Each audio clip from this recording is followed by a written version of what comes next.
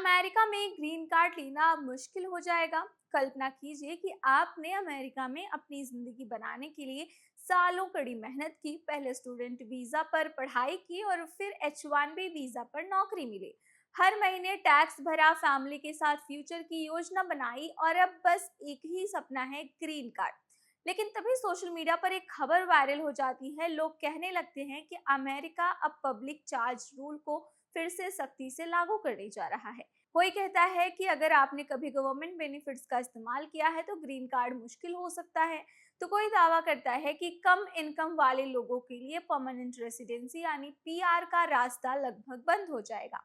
ऐसे में सवाल उठता है कि क्या सच में ऐसा होने वाला है?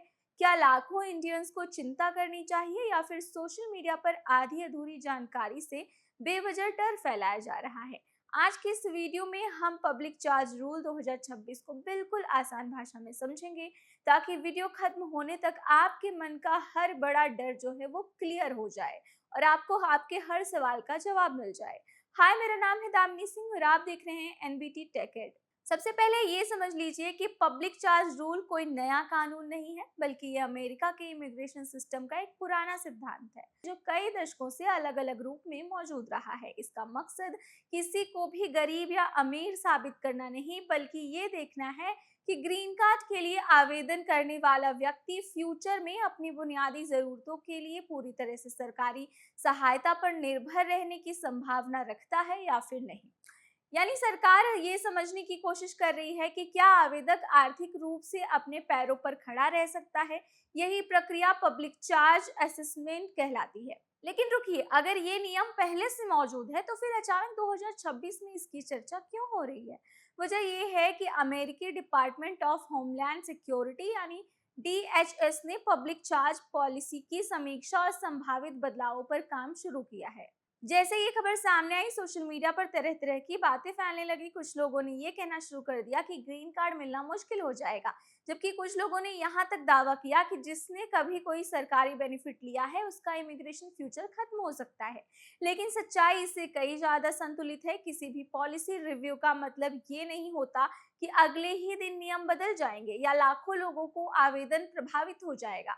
अमेरिका में ऐसे बदलावों के लिए लंबी कानूनी प्रक्रिया होती है और अंतिम नियम लागू होने से पहले उनका वास्तविक असर सामने आता है। अब सवाल ये उठता है कि पब्लिक चार्ज का फैसला आखिर क्यों होता है और कैसे होता है। बहुत से लोगों को लगता है कि अगर उनकी सैलरी कम है तो ग्रीन कार्ड रिजेक्ट हो जाएगा, लेकिन ऐसा बिल्कुल नहीं है। अमेरिकी इमिग्रेशन अधिकारी किसी एक चीज को देखकर अपना फैसला नहीं लेते, बल्कि वो कई अलग अलग पहलुओं को एक साथ देखते हैं।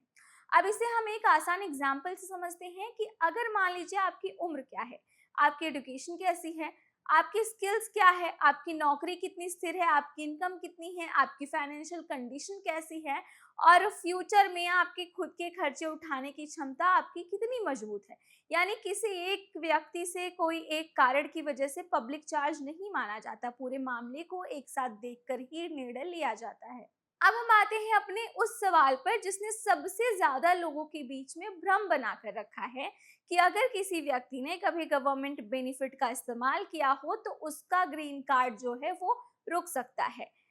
ये वही जगह है जहां सोशल मीडिया सबसे ज्यादा गलतफहमियां फैलाता है। कई लोग एक लाइन में कह देते हैं कि बेनिफिट लिया मतलब कि ग्रीन कार्ड आपके हाथ से गया, जबकि वास्तविकता इससे बिल्कुल अलग है। वास्तविकता का इससे कोई लेना देना नहीं है। हर सरकारी योजना एक जैसी नहीं होती, हर बेनिफिट की प्रकृति अलग होती है और हर इमिग्रेशन केस की परिस्थितियां भी अलग अलग होती हैं। इसीलिए किसी एक वायरल पोस्ट या छोटे वीडियो के आधार पर यह मान लेना कि हर बेनिफिट फ्यूचर को खराब कर देगा, ऐसा बिल्कुल सही नहीं है। अब बात करते हैं इंडियंस की कि आखिर इस पूरी चर्चा का भारत से क्या संबंध है। अमेरिका में लाखों Indians H1B visa, L1 student visa और फैमिली बेस्ड कैटेगरीज के तहत रहते हैं।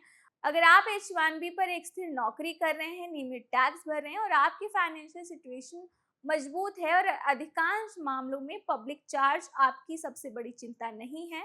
लेकिन अगर कोई व्यक्ति family based green card process में है या फिर उसकी आर्थिक स्थिति कमजोर है या उससे अलग है, तो उस केस में कुछ अतिरिक्त पहलुओं को ध्यान दिया जा सकता है। इसलिए हर व्यक्ति की परिस्थितियां अलग होती हैं और किसी एक नियम को सब पर लागू नहीं किया जा सकता। अब हम इसे एक आसान एग्जाम्पल से समझते हैं। मान लीजिए राहुल पिछले 6 साल से अमेरिका में सॉफ्टवेयर इंजीनियर है। उसकी नौकरी स्थिर है, हर साल अच्छी इनकम होती है और उसकी कंपनी उसका ग्रीन कार्ड स्पॉन्सर करना चाहती है या कर रही है। दूसरी तरफ मोहन है, जिसकी नौकरी बार बार बदलती रहती है और उसकी फाइनेंशियल सिचुएशन भी उतनी ज्यादा स्ट्रांग नहीं है जितनी कि राहुल की है। अब क्या दोनों मामलों का फैसला बिल्कुल एक जैसा होगा? तो इसका जवाब एकदम क्लियर है कि ऐसा नहीं होगा। इमिग्रेशन अधिकारी दोनों परिस्थितियों को अलग अलग देखकर निर्णय कर सकते हैं। यही वजह है कि एक्सपर्ट्स हमेशा कहते हैं कि इमिग्रेशन लॉ में हर केस अपने तथ्यों के आधार पर ही तय होता है। लेकिन कहानी यही खत्म नहीं होती। आजकल सोशल मीडिया पर इमिग्रेशन से जुड़ी तमाम तरह की बातें वायरल होती रहती हैं। कोई कहता है ग्रीन कार्ड प्रोग्राम बंद होने वाला है, कोई कहता है अब गरीब लोगों को अमेरिका में रहने नहीं दिया जाएगा, तो कोई दावा करता है कि गवर्नमेंट बेनिफिट्स लेने वालों को सिटीजनशिप भी खतरे में उनकी पड़ सकती है। जबकि सच्चाई ये है कि इमिग्रेशन लॉ बेहद जटिल है और उसका सही मतलब सिर्फ इतना है कि आधिकारिक दस्तावेजों और कानूनी प्रक्रिया को देखकर ही उसे समझा जा सकता है। इसलिए वायरल वीडियो को देखकर डरने की बजाय हमेशा ऑफिशियल जानकारी पर भरोसा करना चाहिए और ऑफिशियल वेबसाइट पर जाकर हर पहलू की जांच करनी चाहिए। अब सबसे महत्वपूर्ण सवाल ये है कि अगर आपका ग्रीन कार्ड प्रोसेस चल रहा है तो आपको इस वक्त क्या करना चाहिए? सबसे पहले अपने टैक्स रिटर्न, एम्प्लॉयमेंट रिकॉर्ड और फाइनेंशियल डॉक्यूमेंट्स को हमेशा अपडेटेड रखें। दूसरा, अपने एम्प्लॉयर या इमिग्रेशन अटॉर्नी के संपर्क में रहें ताकि आपके केस की सही स्थिति आपको समय समय पर पता चलती रहे। और तीसरा ये है कि किसी भी नए पॉलिसी अपडेट को सिर्फ सोशल मीडिया से नहीं बल्कि ऑफिशियल स्रोतों से भी उसकी जांच करें। और सबसे जरूरी बात ये कि किसी अफवाह के कारण घबराकर जल्दीबाजी में कोई भी फैसला ना ले। तो इस पूरी खबर से एक बात तो क्लियर है कि पब्लिक चार्ज रूल का ये मतलब बिल्कुल नहीं है कि अमेरिका अब ग्रीन कार्ड देना बंद कर रहा है, बल्कि इसका मतलब सिर्फ इतना है कि सरकार कुछ मामलों में ये देखती है कि आवेदक आर्थिक रूप से खुद को संभालने की क्षमता रखता है या फिर नहीं रखता। अगर आपके डॉक्यूमेंट सही हैं, आपने आवेदन में सही जानकारी दी है और अपने नियमों का आप पालन कर रहे हैं, तो अफवाहों की बजाय ऑफिशियल जानकारी पर ही भरोसा करना ही सबसे समझदारी भरा कदम होगा। आज की इस एक्सप्लेनर वीडियो में बस इतना ही। और अगर आपको ये इन्फॉर्मेशन काम की लगी हो तो वीडियो को लाइक करना ना भूलें।